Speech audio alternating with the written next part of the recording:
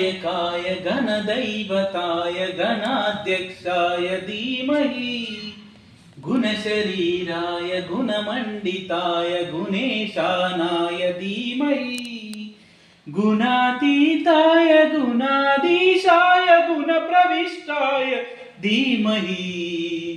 एकदन्ताय वक्रतुण्डाय गौरीतनयाय धीमहि गजेशानाय बालचन्द्राय श्रीगणेशाय धीमहि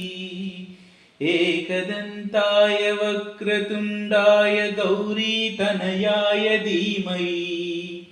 गजेशानाय बालचन्द्राय श्रीगणेशाय धीमहि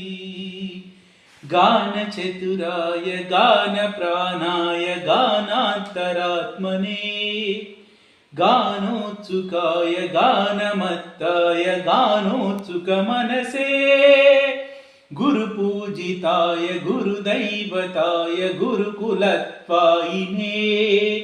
गुरुविक्रमाय गुह्यप्रवराय गुरवे गुणगुरवे गुरुदैत्यकलक्षेत्रे गुरुधर्मसदाराध्याय गुरुपुत्रपरित्रात्रे गुरुपाखण्डकण्डकाय गीतसाराय गीततत्त्वाय गीतगोत्राय धीमहि गूढगुल्फाय गन्धमत्ताय गोजयप्रदाय धीमहि गुणातीताय गुणाधीशाय गुणप्रविष्टाय धीमहि